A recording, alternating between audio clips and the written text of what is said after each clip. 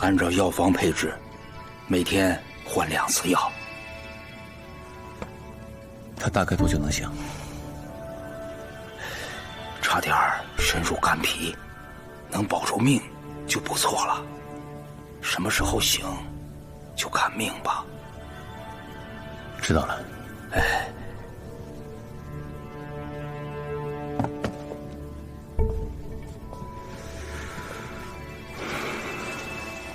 司义林醒了，你第一时间通知我。好。刺客已经被领兵司抓住了，我先回去准备明天的庭审。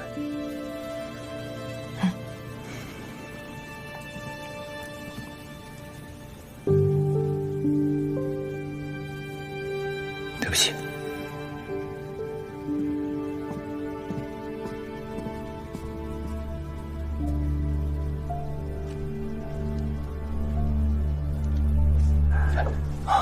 我问你，司义林情况如何？还未苏醒。大人请放心，性命应该无忧。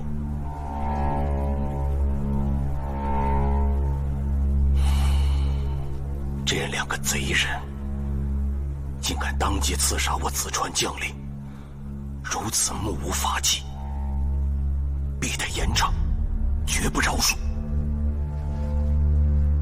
让丁林去审，他会公平判决的。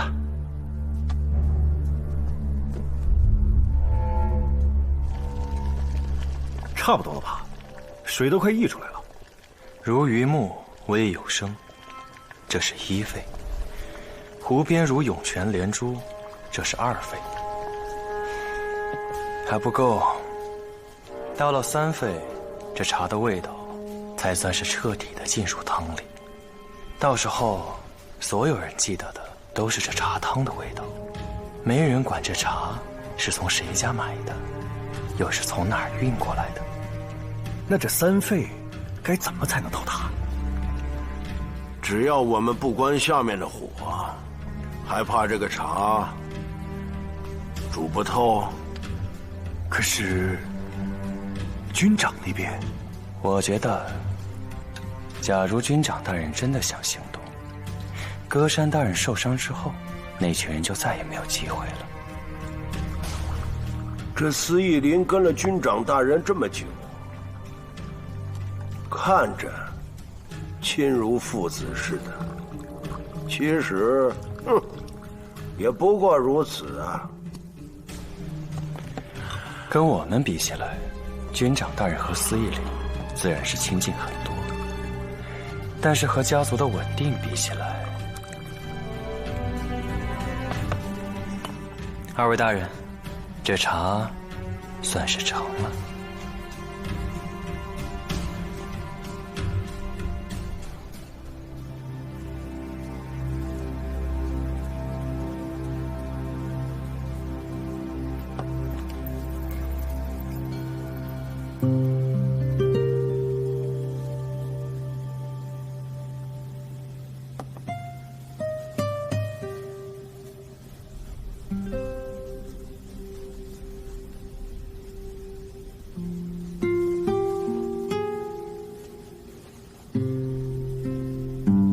司义林虽说是我的部下，但也是我的亲人。司义林若知道军长大人亲自前来探望，定十分感动。这几日你辛苦了，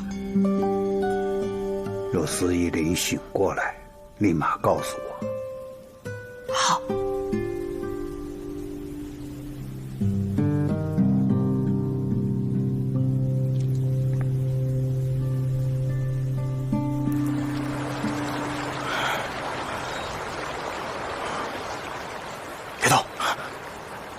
有香味儿，香味儿啊！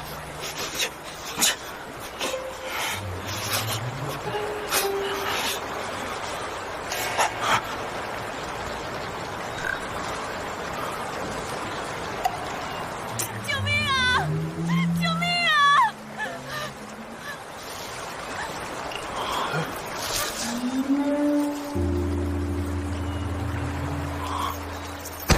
哎，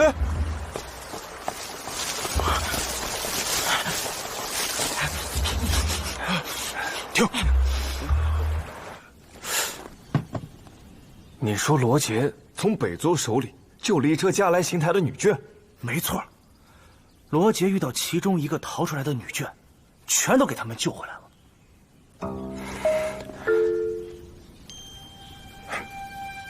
相貌如何？倒是有几分姿色。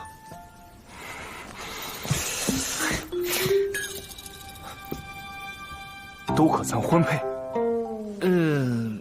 这跟你有什么关系？关系大了。白川听令，在。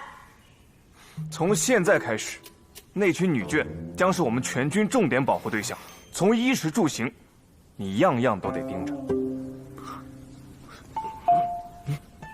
在回到加来邢台之前，我要他们水水灵灵、白白胖胖的。送他们回家来邢台？是啊，而且明天就出发，告诉所有人，但凡是男人，都离那辆车远点。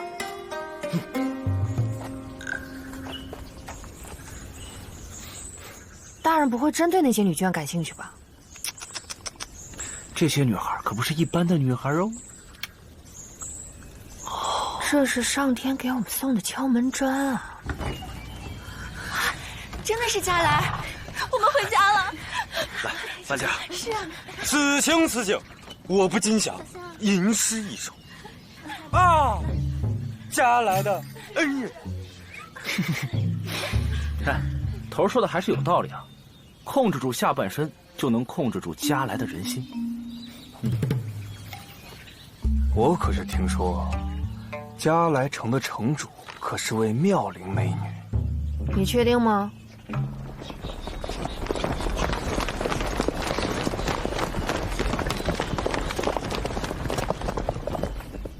加来城统领胡成特代城主对您表示感谢。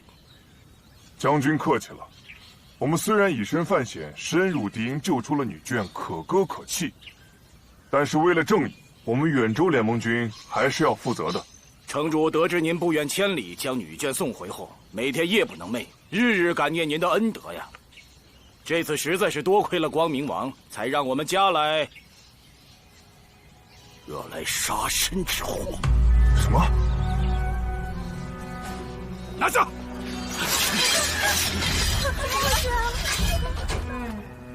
妈的，我们救人还救错了。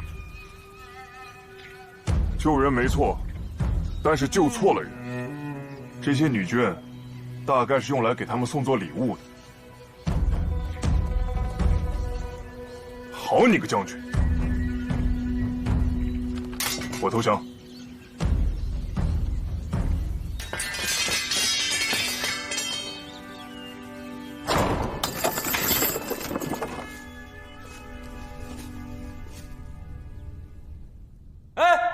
你们这群狼心狗肺的东西！早知道老子把女眷都给你们劫了，让你们送个屁！这锁我应该能打开。东西都没了，怎么开啊？拿这个通通。好，这得开到明年春天吧？头儿，你说怎么办？唉，还能怎么办？睡觉。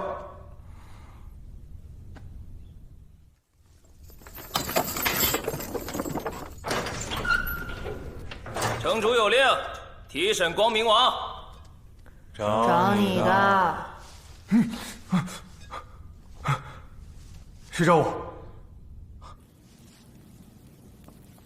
这是我们加来特色的牛血茶，专门用来招待贵客的。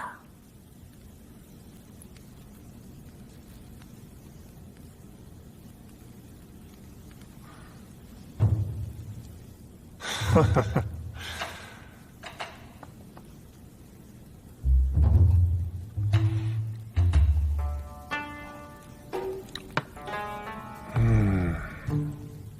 味道果然很好喝，蛮有那种茹毛饮血的原始风味。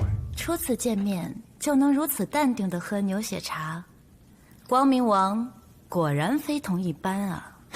哪里哪里，初次见面就请我在你的闺房饮茶，加来城主也果然非同一般啊！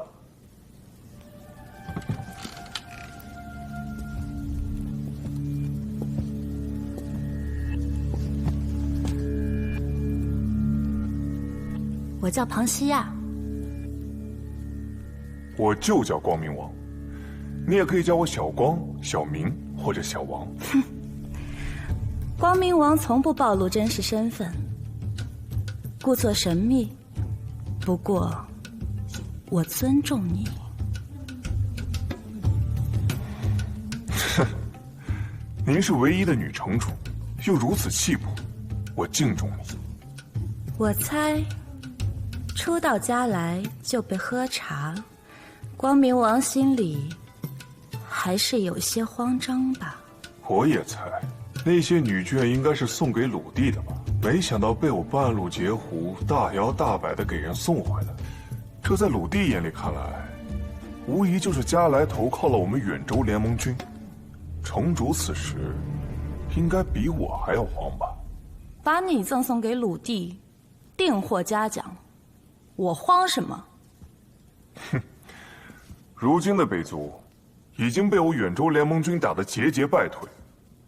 你怕得罪鲁地，又怕选错阵营，如此深夜急着请我来你闺房喝茶，想必慌乱之余，也已经有了对策吧？光明王果然聪明，又通透。那我也明人不说暗话，加来邢台可以与联盟军交好，甚至还可以归顺。哦，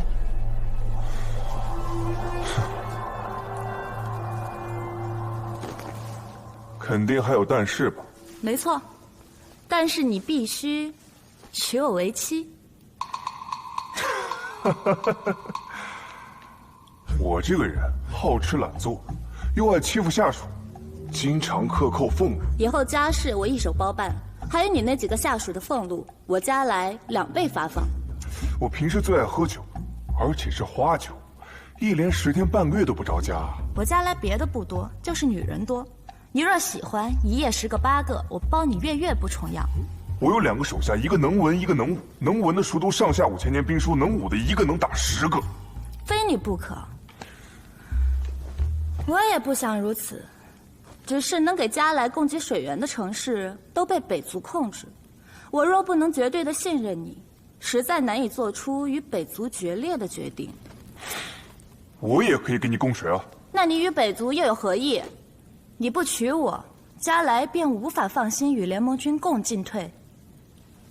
在你来之前，我已经想好了，最好的结果便是你倾心于我，主动请亲。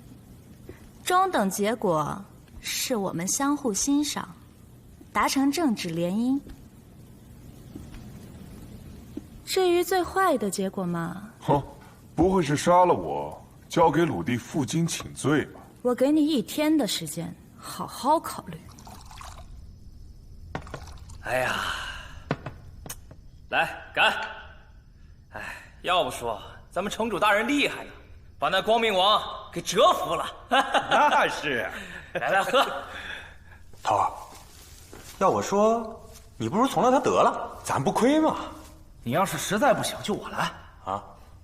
你俩有时间废话，不如节省体力。大人，出个主意吧。你们有没有听说过一句话，叫做“吉人自有天相”？头，你拿眼睛挖他，拿头撞他。头的意思是脑子是个好东西，下次记着带。别走，走啊！大人早就安排好了，你们送女眷到家来，我大人在后面暗中跟着。万一你们遇到什么危险，大人备好了地形图，我就打的到来救人。幸亏羞羞未雨绸缪，要不然终生幸福在里面。走。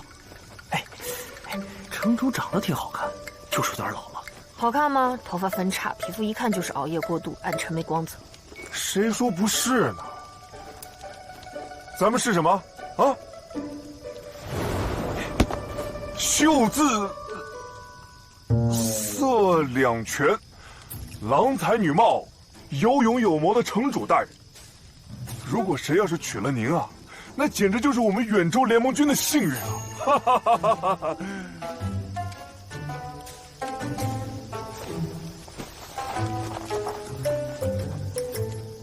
没有面子了。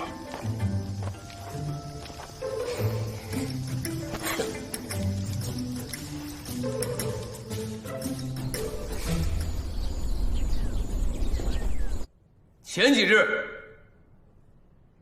都正司歌山大人、地属军统领司义林大人均遭受刺杀。歌山大人轻伤，司义林大人重伤，刺客已当场抓捕。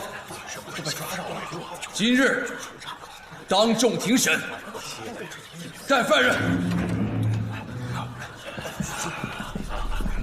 右手，右手，右手，右手，右手，右手，右手，右手，右手，右手，右手，右手，右手。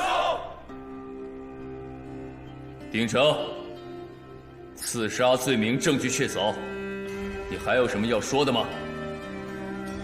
在刺杀歌山的过程中，我们误杀了一个马车夫。那个车夫30岁上下，一定也是有妻有子的人了。我知道丧失了至亲是怎样的痛苦，所以，我愿意为他的死承担一切责任。还有司义林大人，他曾经带领我们浴血奋战，我很遗憾，不得已伤害了他，但是我不后悔。好，主犯鼎成，从犯昌黎，谋逆杀人罪成立。按照四川例律，皆是死罪，3日后执行。我不服！我们瓦云为了帝都做了几百年的屏障，每个瓦云儿女在战场上都置生死于度外，可我们得到的是什么？我们得到的是军队软弱，人民困苦。我们得到的是丢失了远州23个星台，可帝都还是遍地军寮，贪污、腐败。没错。总要有人用鲜血来作为警钟，来扫清子川前进的道路。我们愿意做这样的人，就算是死，也死得其所。死而无憾，死而无憾，死而无憾，死而无憾，死而无憾，死而无憾，死而无憾。大人，这是瓦云和帝都的百姓联名签署的万名头状书，他们都是为了家族奋不顾身的战士，对待他们要有格外的赦免。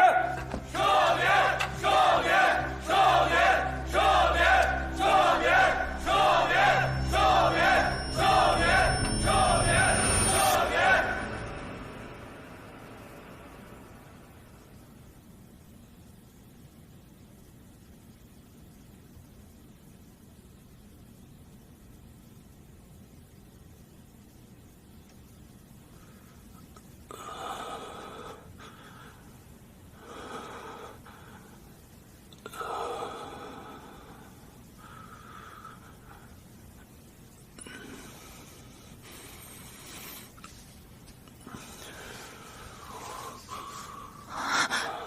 你醒了？有没有哪儿不舒服？杀我的那2个人怎么样了？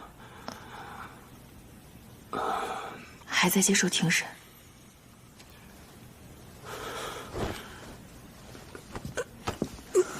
已经判决了吗？还没。不过刚才文和送来消息，说众多民众已经送上了万名请愿书，要求赦免那2个刺客。你现在的状态还不能去。你要是有什么想说的，你可以写下来，我替你送过去。我必须自己去。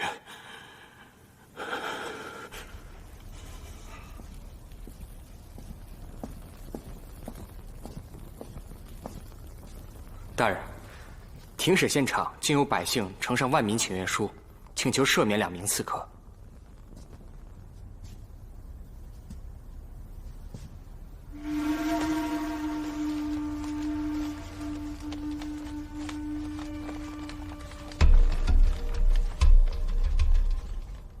知道了。看来大人早有预料。放肆！你们2人谋逆杀人罪以上，还当众挑唆百姓，罪下一等。按照四川礼律，刑法自缢，立即执行。你们都是一伙的，你们不碰人，我们自己救人！救人！救人！管事发生，一律按从犯处理。是。放开我！放开我！放开我！等一下！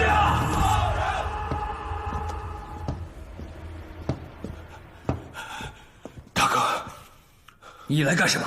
我有话要说，等一下好吗？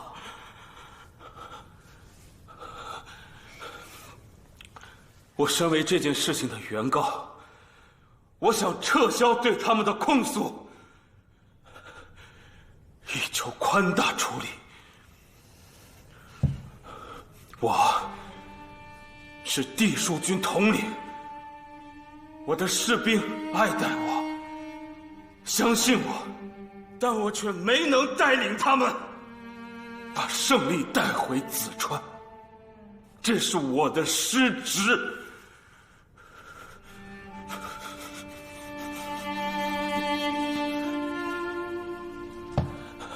我身负责任，我没有管理好淄川的秩序，让戈大人受伤了，还让民众们有了反叛之心，这是我的失责。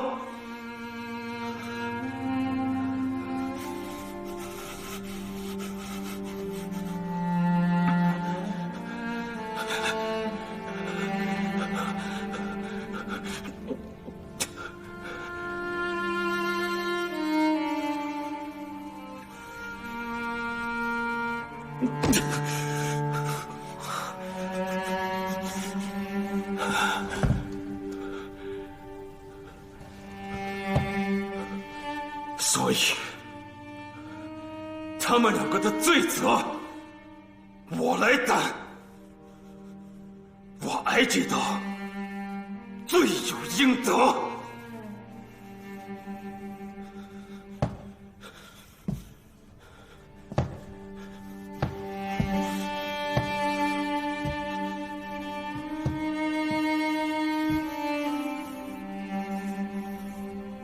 这并不代表我原谅了你们，也不代表你们没有错。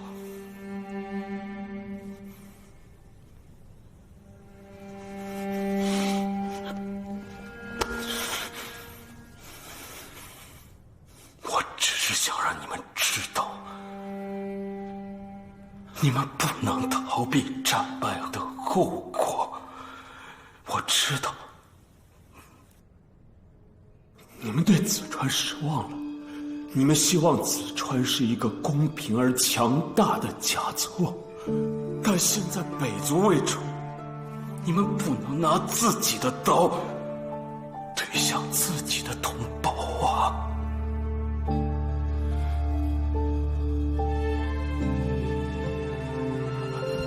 如果说你们觉得死我一个司义林就可以解决这件事情的话，我在所不辞。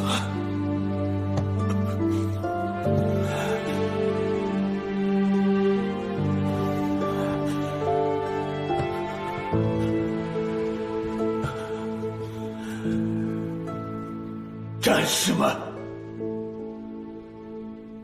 弟兄们！你们曾经都为这个家族流过血，那这个家族是什么？它是你们的家，家绝对不会抛下任何一个人，也绝对不会抛下任何一片领土。你们终究会得到你们应有的尊重和尊严。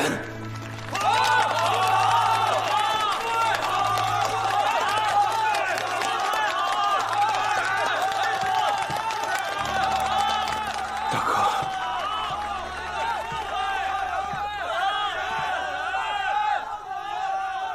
法不容刑，有罪必罚。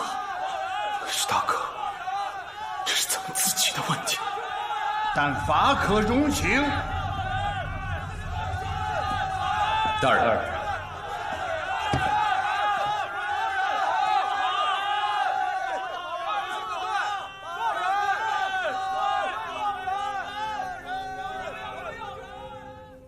法容于情，也是法之存在之意义。鼎城、昌黎二人虽然有错，但事出有因呐。况且司仪里已不再追究，请求赦免他们。至于抚恤金和修缮瓦云一事，家族定会给大家一个交代。军长万岁！军长万岁！军长万岁！军长万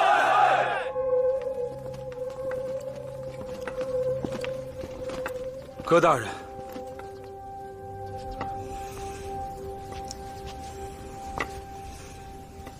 司义林大人，有一句话我想送给你：菩萨心肠，难遇豺狼。没办法，我是一名军人。蠢货！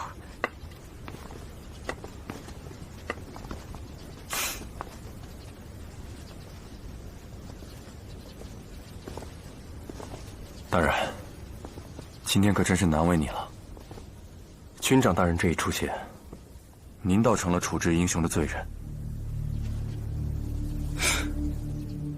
我们的军长财星大人，比任何人活得都要通透。叫我审理此案的人是他，叫我放人的还是他。这一审一放之间，三圣台自不会再肆意妄为。我成了百姓眼中的无情之人，他就尽得民心，又挽回了面子。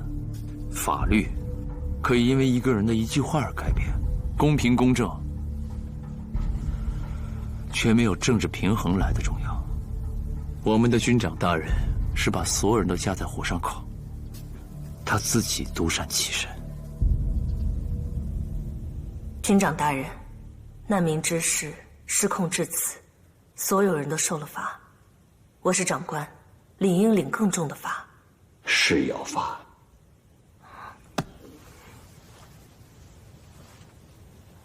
臣令罚。你知道为什么要罚你吗？不是说你做错了什么，而是我们要给民众一个交代。我要先撤职你一段时间，督政司的职务先找别人代替。刘峰家先不能打了，难民多了就变成流民，流民一旦变成土匪，世道就乱了。之前你说的都没错。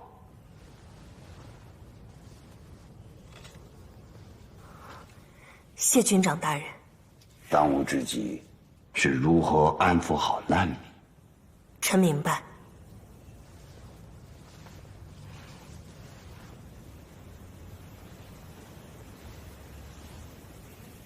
那我先回去了。好。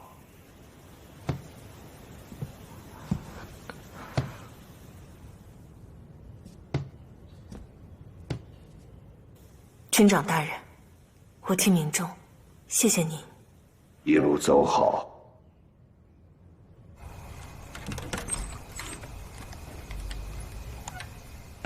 神医，我夫君怎么样了？此乃伪证，患者四肢软弱无力，暂不能用。我开的方子只能延缓这个过程。如果发展到口不能言，那便真的是无力回天了。那真的没有别的办法了吗？只要您能医治好我的夫君，刘峰家必当重谢。神医，请你想想办法，就帮帮他吧。我倒还是有一个古方，只是传言此药隐秘难寻，就算是获得，也不知道有几成治愈的把握。不管怎么样，我都愿意一试。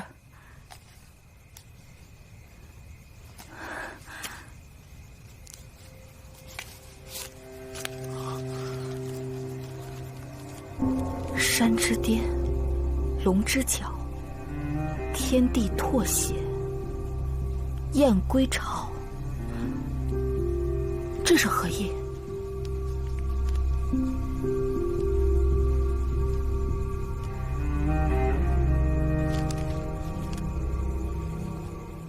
多谢神医指点。神医，这是何意啊？神医的意思是，药在遥远的东方，药方写在了信纸上，能不能拿到，就要看你自己了。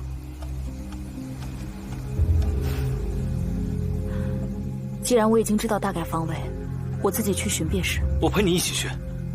你是林家的长老，我可不能再耽误你时间了。待我找到药回来，再好好谢你。一言为定。一言为定。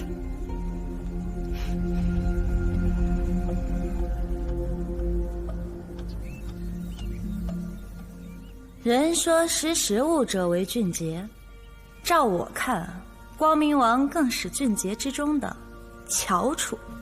哈哈，连还说，越漂亮的女人心思越细腻，城主大人也是个中精英啊。那我们岂不更是天生一对儿？啊不，越像的人，越容易锋芒相对，相爱相杀。那这样说，这几套礼服你都不喜欢了？这几套礼服太高调了，跟我的气质不符。我呢，是个低调且奢华的人。那不妨让我们听听你几个下属的意见，他们跟了你那么久，一定对你的喜好很了解。我觉得第一套好哦，高贵大气。我觉得不是哪一套好，是每一套都很好，那就是给大人量身定制的。大人随意选择，属下不怕死。但我知道你肯定不会这么做的。你闭嘴！你们再说我裸着出去。也不错，我喜欢。啊不，我觉得第一套啊。大人，地牢里冒出水来了。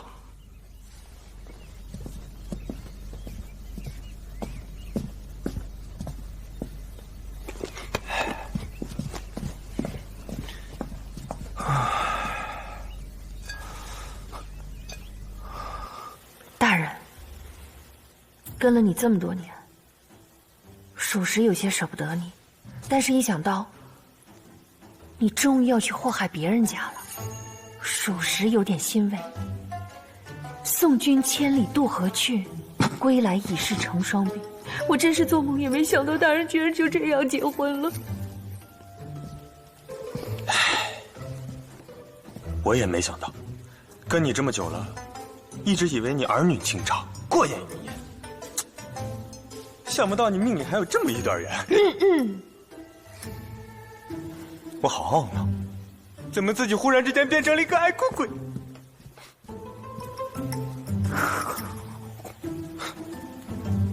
桃儿，我希望以后你喝醉酒，有人能捡你回家，赚了钱呢，不用全部上缴，给自己留一点啊。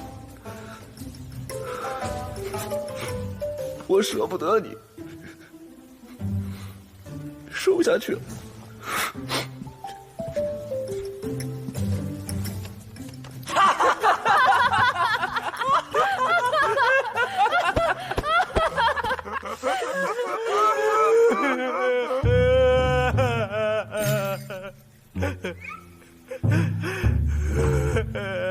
不是你哭什么呀？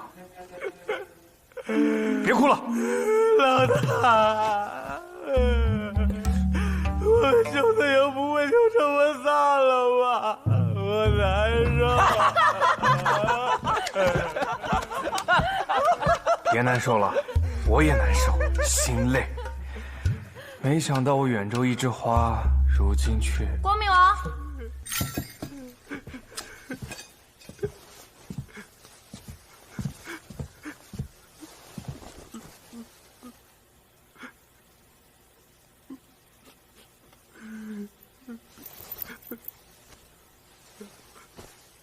地道你挖的，你为什么选那个位置？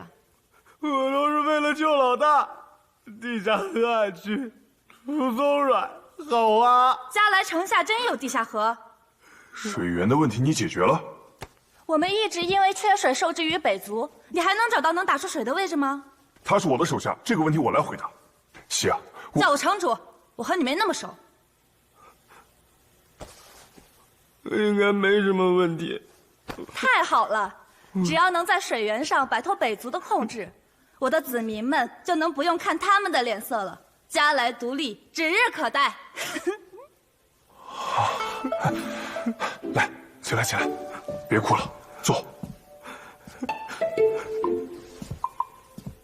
要是李农解决了水源开渠的问题，那我们是不是不用澄清了？有了水，谁还要你呀？想想吧。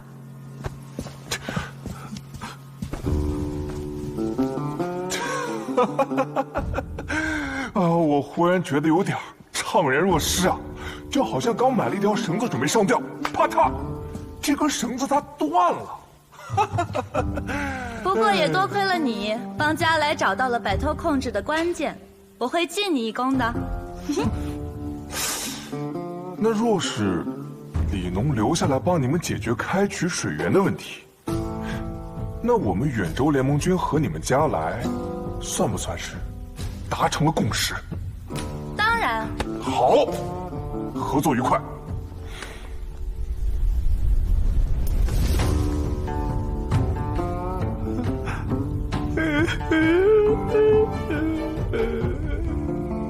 走。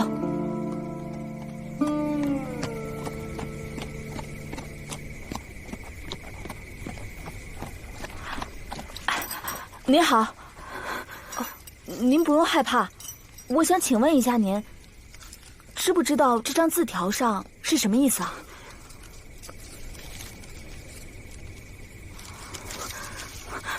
不知道。哦，你是北族还是联盟军的人啊？不要和这些骑高头大马的人说话，要是碰上北族，会被抓走的。姐姐，你去圣庙问问不丹长老吧，他无所不知。快走！好，谢谢您。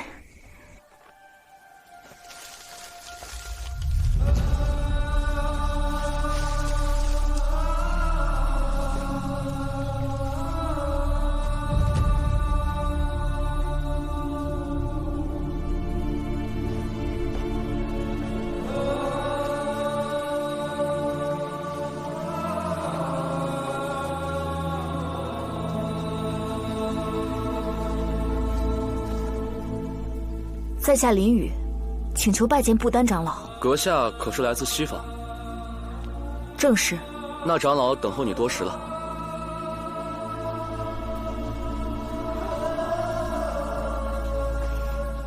山之巅，龙之角，天地唾血，雁归巢。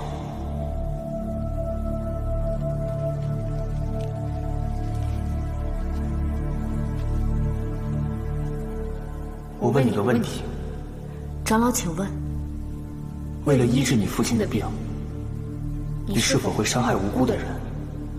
自是不可。我父亲自幼教导我，大奸大恶之徒必须惩治，但滥杀无辜绝不可取。那我现在可以回答你的问题了。其实这个字条的意思，很多人都知道，包括我也知道。但是能够解开这字条正面意思的人，恐怕也只会误导你。误导？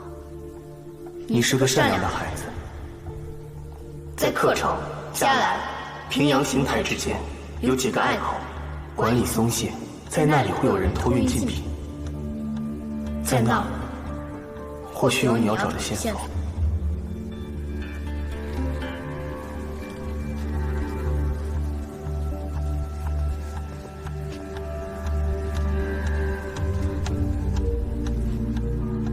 多谢长老，那我即刻启程。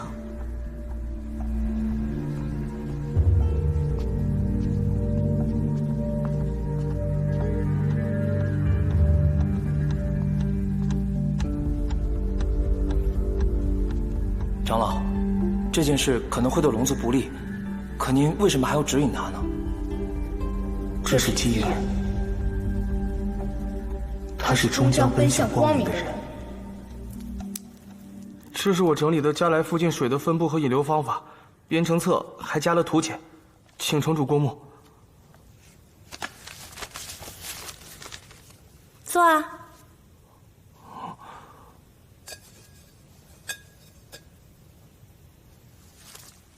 坐。清晰详尽，一目了然啊。说正事了。远州大部分邢台被北族所奴役，除了兵力无法抵御之外，大部分原因还是因为各项资源无法自给自足。若是能将开源灌溉的技术在远州分享，也许能帮助他们改变命运。只是这么多邢台依次推广，恐怕太费时间了。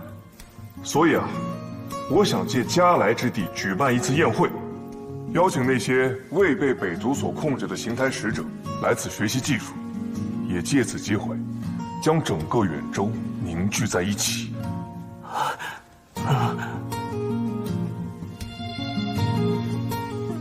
此法甚好，水是必须之物，如今能解决水源问题，相信没有人会拒绝。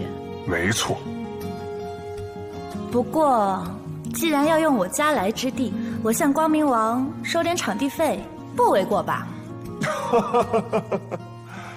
哎呀，你还真是一点亏本买卖都不做。不过我很喜欢，既然这样，那我也收你一点学费吧。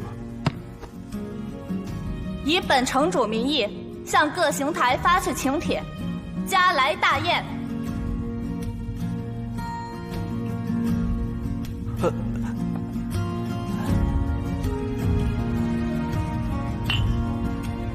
好。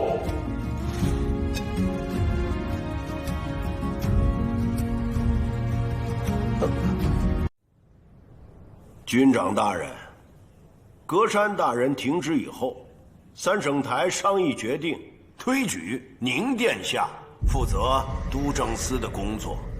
感谢各位参使对小宁的抬爱，只是小宁年纪尚小，恐难堪此大任。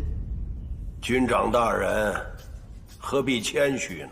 作为下一任的军长，这正是让宁殿下得到一次锻炼的机会，也为将来做好充分的准备。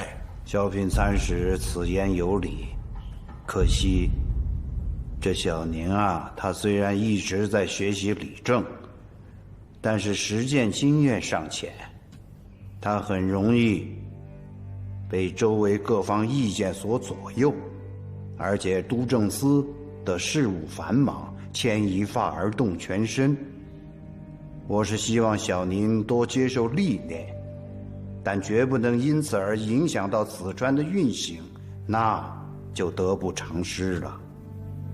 是啊，现在家族军长对于三省台的建议已经是置若罔闻了。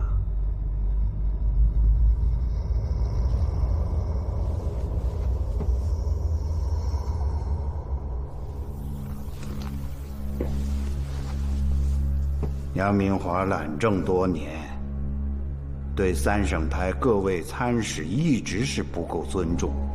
如今家族重掌大权，肯定会尊重各位参使的意见。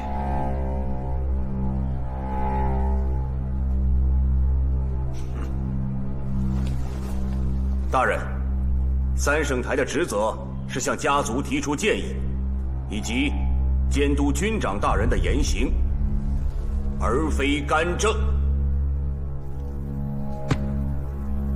罗总统领言重了，萧平参使不是这个意思。我什么意思？军长大人应该明白，毕竟三省台所做的一切是为了家族，为了整个梓川。这一点上，军长应该比杨明华更明白了吧？那是自然。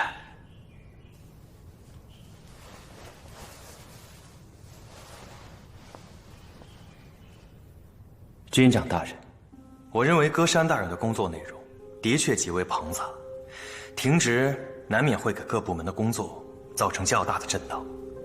在下倒是有一个建议，可皆大欢喜。不知道军长大人和萧平参使可愿意听我一言？金马为参使，但说无妨。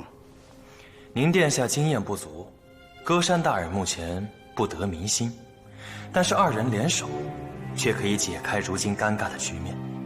因此，在下建议，督政司统领由您殿下兼任，歌山大人降职为副统领，辅助您殿下的工作。各位意下如何？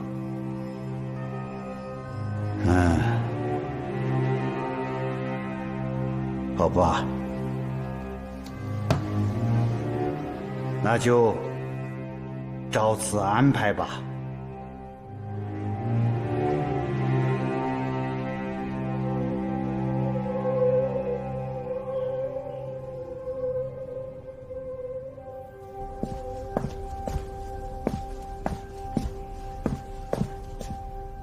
贪得无厌。这三圣台不仅贪图各方利益，把手还伸向了官员任免，厚颜无耻。他三圣台之所以推举小宁，那是有原因的。一，小宁年轻，毫无朝堂经验，无力应对他们的狡诈，容易被左右。再一个嘛，就是如果再出现类似的事情，就由家族继承人在前面顶着，他三圣台可以随时抽身。萧平现在已经掌控了整个三圣台，他的野心早已昭然若揭。刚刚当着众人的面敢威胁大人，若不控制，将来后果不堪设想。大人，我们不能再隐忍。大人，你请坐。哎，不意外。歌山一向是遵守规矩、纪律严明，此番为阻止出兵刘封，竟牵扯出三省台诸多痛处，他三省台早就视他为眼中钉。此事一出，他们正好可以借机为自己消除障碍。为安抚民心，歌山不得不发。宁殿下虽已勤勉学习理政，但毕竟经验不足。事已至此，别无选择了。唉，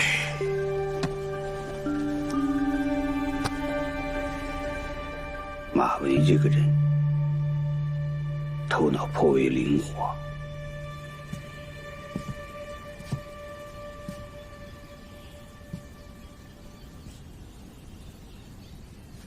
哈哈哈！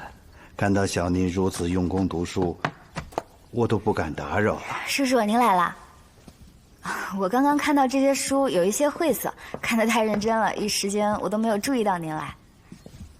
看书呢，是能明白其中的道理，但是在实际情况下遇到问题，还非得要自己亲身经历过才能知道。现在对你来说有一个很好的机会啊。什么机会？我和三圣台决定，让你来担任督政司统领之职。我来担任督政司的统领啊？可是我没有什么实际的工作经验，督政司又是一个这么重要的部门，我怕我无法胜任。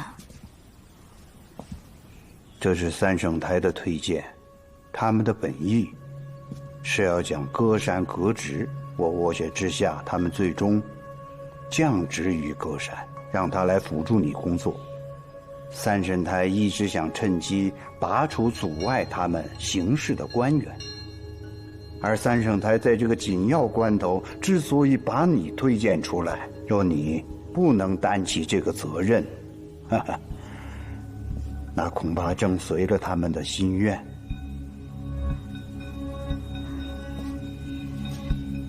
你明白吗？我明白了，叔叔。如果我做得好的话，那他们就无话可说，也无利可图。我代表的是子川家族，绝不能被他们掣肘。叔叔，你放心，我一定会努力学习，做好督政司的工作。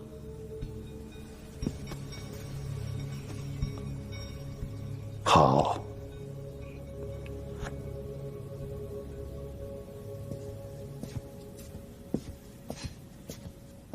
休息会儿吧。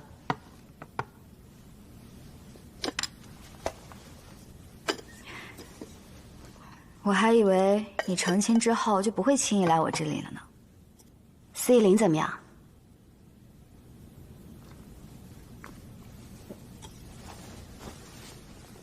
还在休养着。我听说你明天要去督政司任职，我自然要来看看你。我这是硬着头皮上，那不是不能给家族丢脸吗？学习了那么多知识，不就为了等这一天吗？其实啊，这之前都是纸上谈兵，真的要上手了，我这心里就怯得慌。这克服胆怯也是必修课。看来这门必修课我要修很久了。慢慢来。哎，你要不今晚上别走了，陪我聊聊天也好。卫队，让他跑啊！跑啊！是。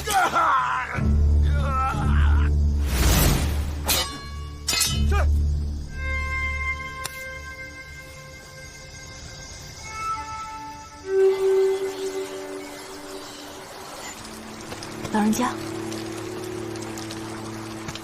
老人家，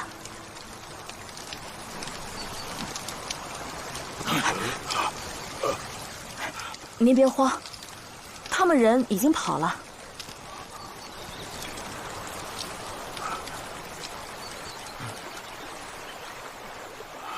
您似乎与其他龙族人不太一样，他们是因为这个伤您。这龙角是我们龙族中一直有着特殊血脉的人才会生长的，因为稀少，被称为贵族。昨天晚上那些蛇人其实就是龙角商人。谢谢你救了我，我叫莱多。今后有机会，我一定会加倍的报答你的。不用以后，您现在就可以帮我一个忙。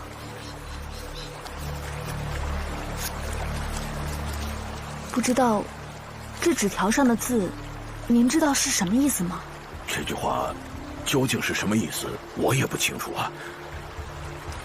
姑娘，你不用灰心，不如你同我一起去加来赴宴。我帮你问问我们龙族的长老，他见多识广，也许能够知道。赴宴啊，我是应加来城主和光明王的邀请，前去赴宴的。那好，那就由我负责保护您去加来。好，咱们一块儿去。嗯。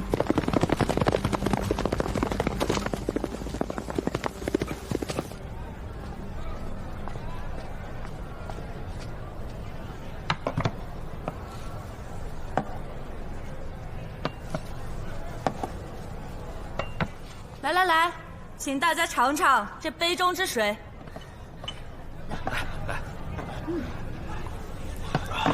甜，这泉水竟如此甘甜。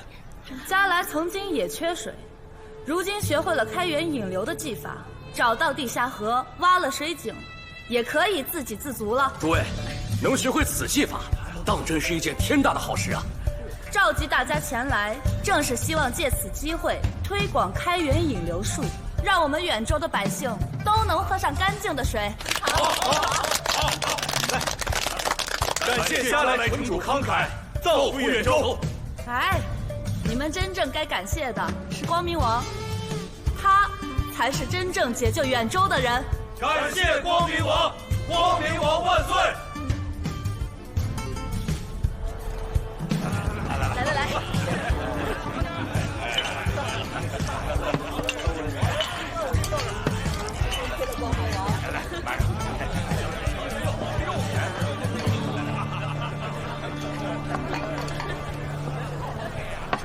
林雨小姐，我们来迟了，宴会已经开始了。我看咱俩先在一边坐下，一会儿我再带你去找他。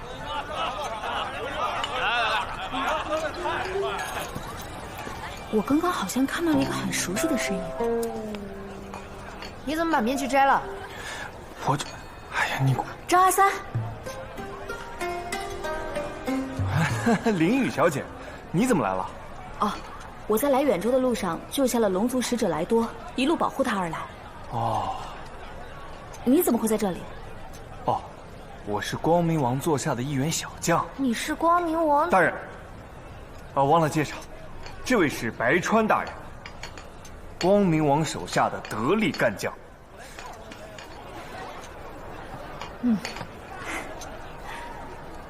不知是否方便问一下，光明王在哪里？可否帮忙引荐一下？是啊，光明王在哪儿呢？哎，你要见光明王？对啊，一路以来听到了很多光明王的事迹，很想见一见他。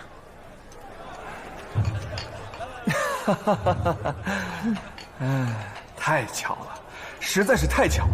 我正巧要去给光明王送东西，跟我来。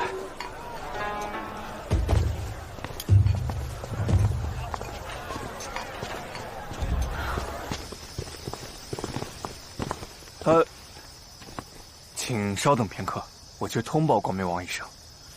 好。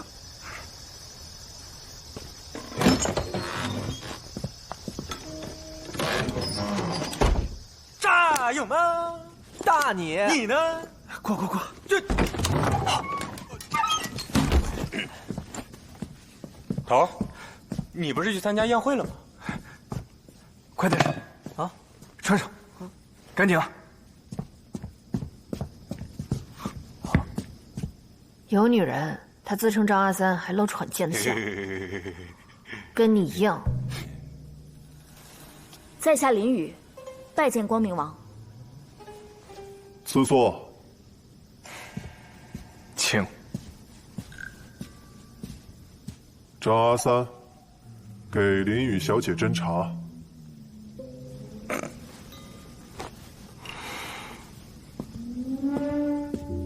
光明王，您方才说请城里最漂亮的舞姬前来献舞，犒赏全军将士，而且还是自掏腰包。此事应当交由张阿三举办。这个，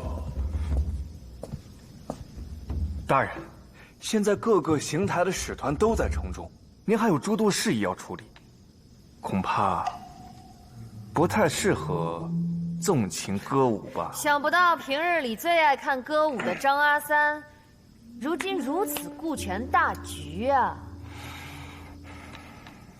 光明王，属下认为张阿三说的极是，属下赞同。属下有个提议，应该给咱们联盟军做一些实事，从上自下增加军饷，以资鼓励。这个提议甚好，本王决定，这笔军饷就由我亲自出钱嘉奖。不，大人，军中财务自有其规章制度，若是您要坚持这么做，岂不是坏了规矩？光明王果然好气魄，如此一来，军心愈加振奋，必将无往而不胜。张阿三，还不赶紧写一份告示张贴出去？张阿三，你怎么能拖光明王的后腿呢？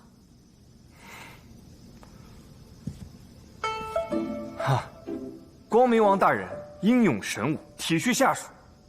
我呢，为我是光明王的手下而感到骄傲、自豪。这位美丽的林雨小姐，不知与我们张阿三又是如何相识的？这说回来就话长了。大人，林雨小姐有要事要禀报，不如先听她说说。哦，是的。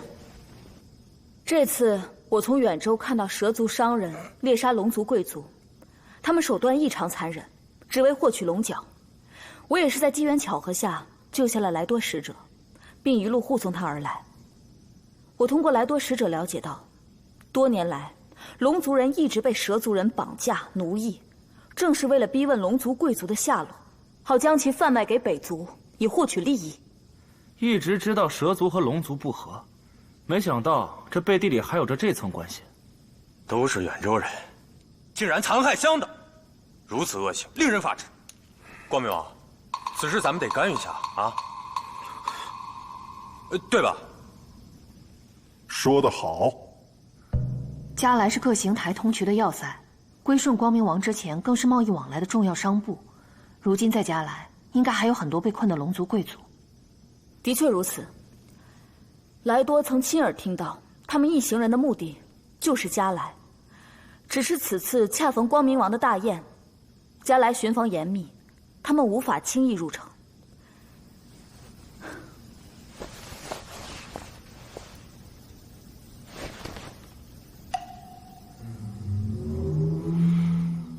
还请光明王为龙族百姓做主，派人拯救他们。好，那此事就交由这阿三负责。属下定不负光明王所托。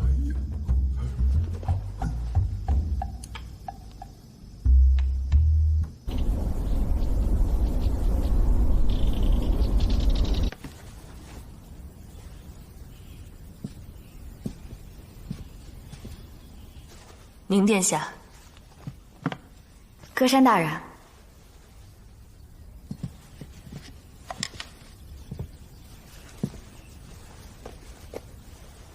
这是关于难民的安抚政策文件，请您过目。没有问题的话，就请签字。哦，等我处理完手头的工作，我就马上看。工作要分轻重缓急，这关系到难民中受伤的军人家属何时能拿到抚恤金，必须紧急处理。签完字，还需要给罗明海大人过目。好。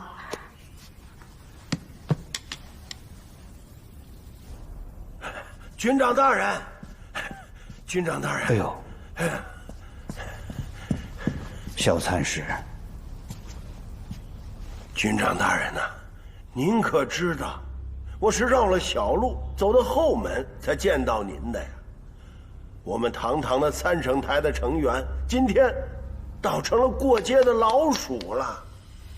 对，难民的安抚方案还未发放呢吧？方案从下发到实施需要一定的时间，萧参事也在其中，不该有此疑虑吧？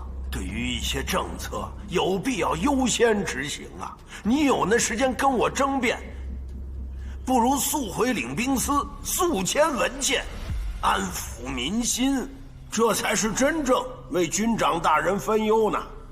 哎呀，军长大人无恙，那在下也就放心了。告辞。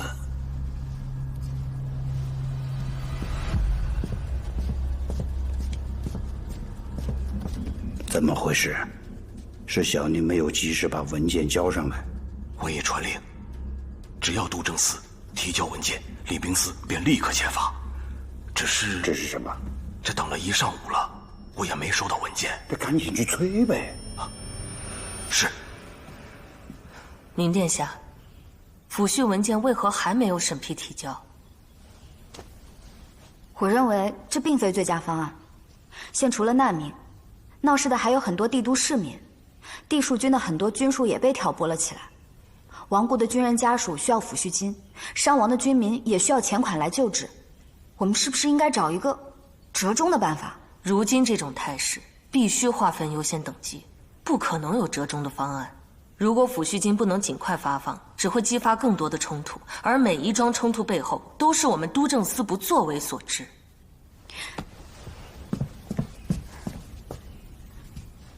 如果先发放抚恤金的话，那些伤亡的军民他们就没有钱款救治了。比起已经亡故的人，我们更应该先救活着的人，不是吗？宁殿下，这是个算术问题。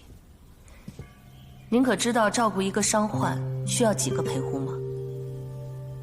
至少需要1到2个人随时陪在身边。也就是说，这些陪护者无法抽身加入到难民游行的队伍中。所以现在外面闹得最凶的是那些已亡故的军人家属，每一个军人背后都有一个家庭，男女老少都在外面，地戍军就算有天大的能耐，也只能顶得住一时。宁殿下，您所说的并没有错，但我们能先解决的是问题，不是根源。我明白了，我马上签字，我会亲自给罗大人送过去。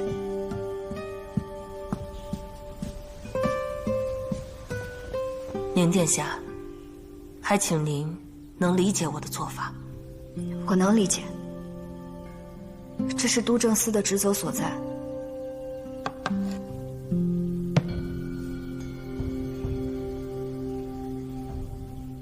我只是有些难过，我看到那些躺在病床上的人，但是我什么都做不了。未来的路还很长。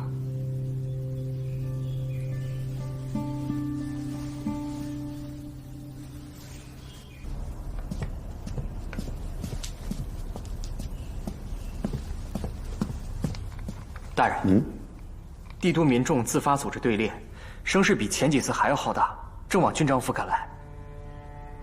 督政司不是把文件已经提交给领兵司了吗？怎么还出现急决？竟闹到军长府来了，此事不容小觑。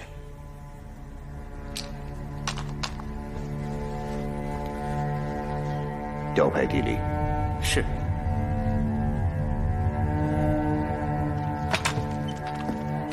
大哥，我跟你一起去。你来干什么？快回去休息。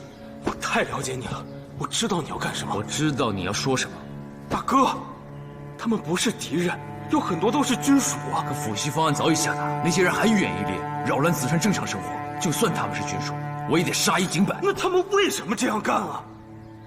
不管是他们自己还是他们的家属，曾经都保卫过国家，可他们现在的日子都不如当时在战场上。那为自己说一句话有错吗？难道说一句话就要杀一儆百吗？好吧，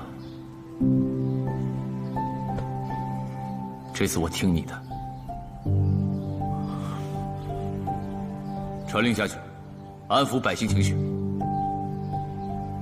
不可伤害他们。是，大人，如今局势单靠帝令镇压并不能解决问题。难民们现在不仅需要补偿，还需要心灵上的抚慰。我之前已经在议事厅当众许诺过，所以此时您并非出面的最佳人选。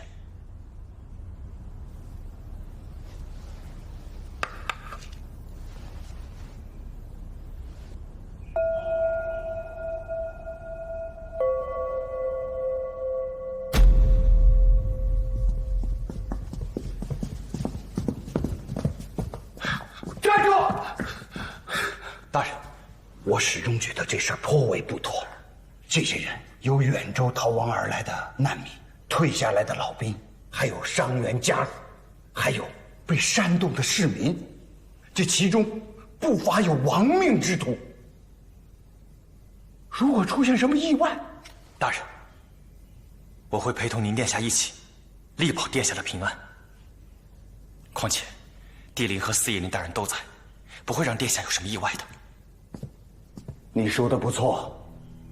所谓平安，那是不能安定民心的，唯有家族拿出诚意。我决定，我要亲自去安抚他们。哎，叔叔，大人万万不可！为什么不可？啊！如果有人暗中作败，难民没有因此退却，家族就没有退路了。但是如果殿下出马，难民即使被怂恿，大人还可以出面力挽狂澜。叔叔，小宁做这个子川的继承人已经很多年了，说来惭愧，这么多年，小宁没有对家族做出过任何贡献。但是督政司的工作让小宁明白了，小宁之所以能够日日笙歌夜夜无忧，皆因家族各司大人的勤勉。如今，也是时候让小宁做一些力所能及的事情了。如果小宁此时再不出马的话，那小宁不配为子川的继承人，更不配为子川的姓氏。请军长大人允许子川你安定民心，平定民乱。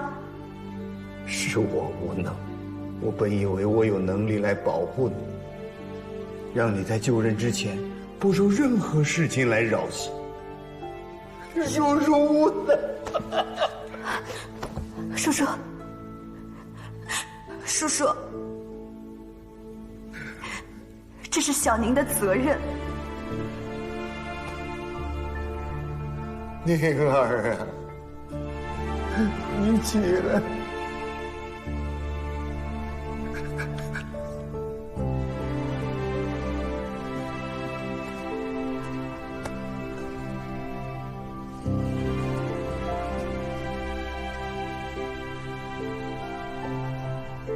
马威，大人，我把小宁交给你了。军长大人，马威绝不会让殿下受半点委屈。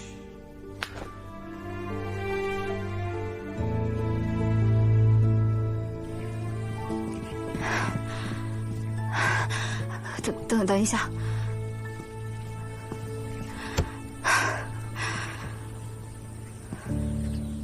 我知道你一定很紧张，但你不用怕，一切有我。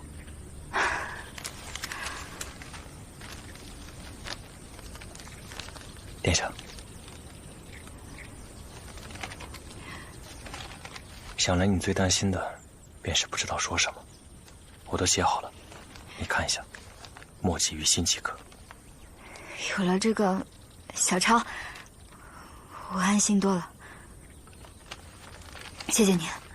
我怎么会让你毫无准备的应对如此局面？走吧，让他们看看紫川宁殿下的风采。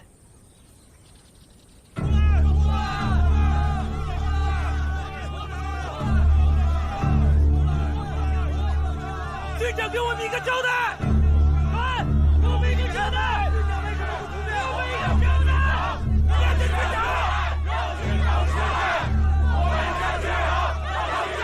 各位请安静！紫川家族的继承人，紫川宁殿下有话想对大家说。军长大人就是个缩头乌龟，派出这么个黄毛丫头来糊弄我们。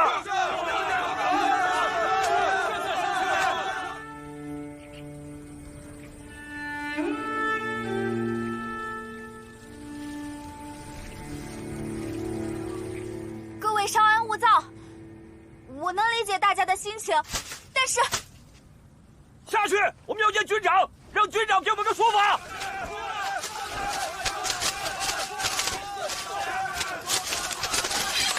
大人，这阵仗宁殿下恐怕……慢着，要让民众看到家族的诚意，否则无法安抚民心。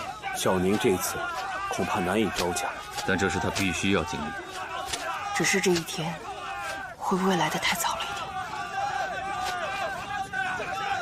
我是紫川家的继承人。我们不听，我们要见军长。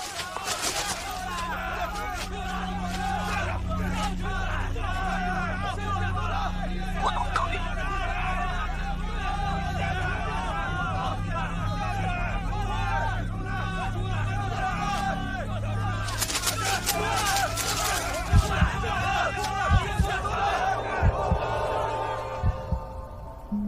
你刚刚为什么要从树上跳下来？我不那样，怎么知道你有多痛啊？感同身受，最好的办法就是自己也试一试。对了，小宁，现在有我陪你一起痛了，你是不是感觉好多了？修哥哥，你个傻子，你也把脚扭了，谁来背我回家？那这样吧，你伤一只左脚，我伤了一只右脚，我们俩互相扶着，做对方的拐杖，怎么样？哼，我知道了，你就是不想背我，才故意把脚扭伤的。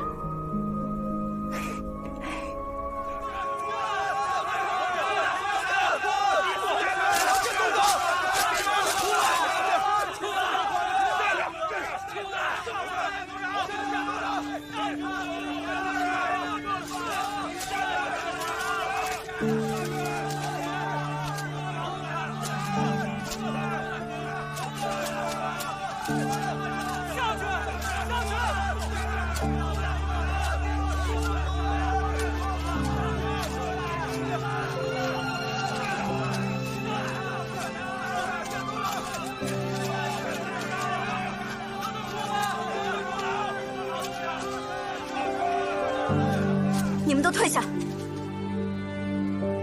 退跪下！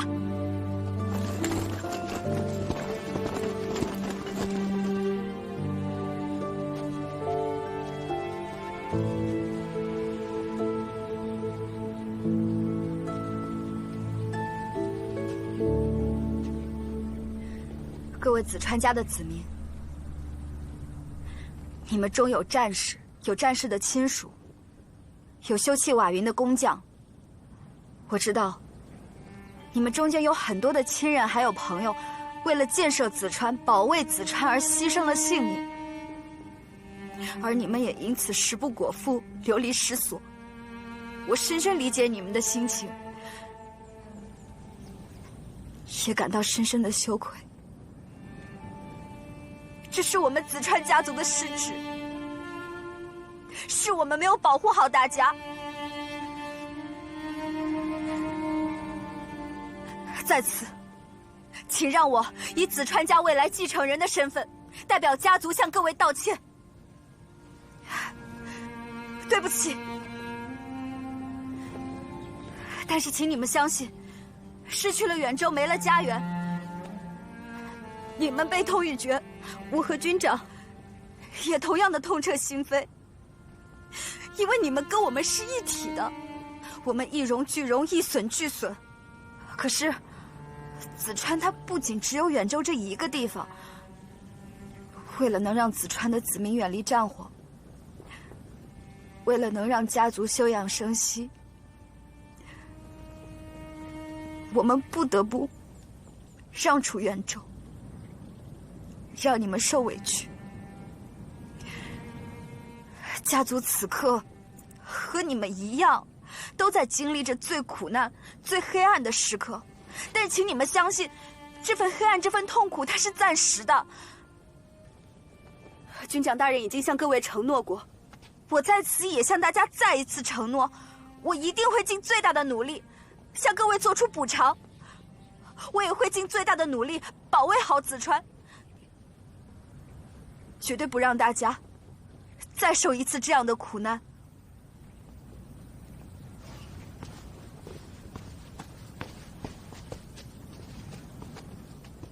家族的子民们，你们的敌人从来都不是子川，而是那些夺走我们家园的人，是赤水滩上那些穷兵黩武的叛军，是趴邑城外将我们围得弹尽粮绝的北族。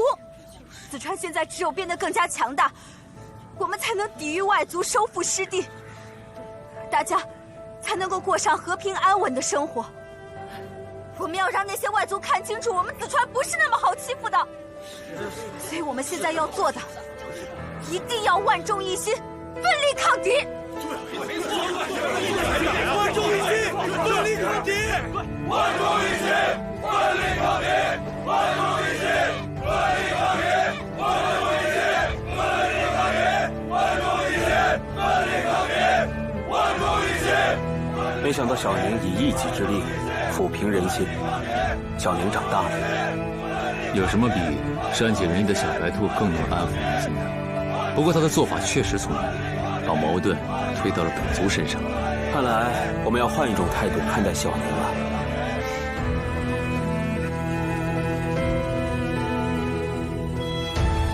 万众一心，奋力抗敌！万众一心，奋力抗敌！万众一心，奋力抗敌！万众一心，奋力抗敌！我谨代表地戍军向大家保证，一定会协同宁殿下妥善安置大家，而且我还会撤出一部分军费，用来资助大家，一起共度难关。诸位，我舒律斯也会拿出部分军费，与家族同舟共济，共度难关。子川万岁！子川万岁！子川万岁！子川万岁！子川万岁！子川万岁！哈哈哈哈哈！小宁真是长大了，是我低估了你，我那些担心呐，完全都是多余的。如今我们宁殿下那可以独当一面，叔叔非常开心。多亏了叔叔平时的教导，还有马嵬大人的支持。帝林和司义林也出面宣布裁撤费用，与家族同舟共济，这才安抚了那些难民。只是您殿下在安抚民众，地庶军、舒律司这么做，多少有些喧宾夺主。只要真正所作为民，为家族解决困难，方式不重要。对。叔叔，如果没有什么事情的话，我就先回去了。都正司还有很多工作要做呢。好，那属下也告退。好。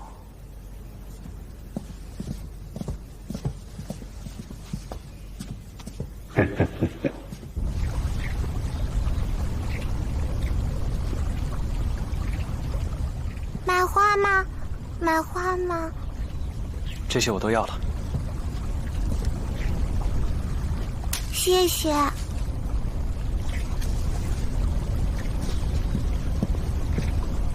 宁殿下，送给你。祝贺你，在所有人面前战胜了自己，也证明了自己。谢谢。我也觉得自己好像有什么地方不一样了。大人，按照您的吩咐，难民已经处理好了，但是瓦云还是得修。这是我从都政司拿到的预算和当时的拨款记录，出入非常大，我怀疑里面肯定有贪污行为。可账目上什么都查不出来是吧？是因为那些关键性的人物都死了，我们什么都查不到。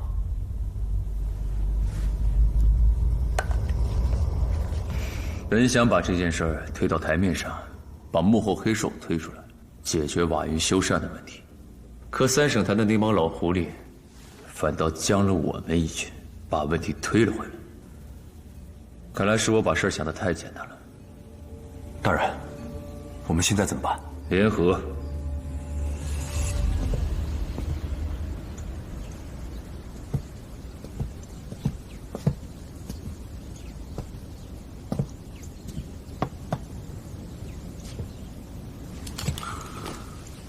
我罗明海从不贪酒，更不可能和你喝酒。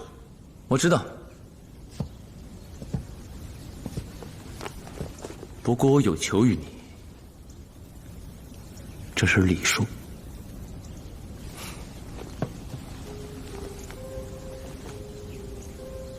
杀人如麻的战场刽子手求我，你觉得我会答应你吗？如今贪腐严重，难民的事又闹得沸沸扬扬，三省台不是谁都敢查的。如果我和三省台联手，你岂不是自讨没趣？罗大人，我相信你身为领兵司总统领，绝对不会那么做。如果办成此案，舒律司功高盖世，坐享渔利。你我虽有旧怨，但也彼此非常了解，没错吧？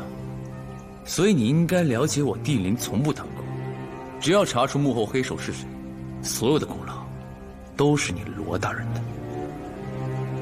如果办不成，得罪了三省台，那领兵司可就麻烦了。如若办不成，所有后果舒律司一力承担。好，我答应同你合作，但是你舒律司查到的所有证据，都要和领兵司共享。没问题。我就知道罗大人心系子传，绝不会坐视不管。酒我不收。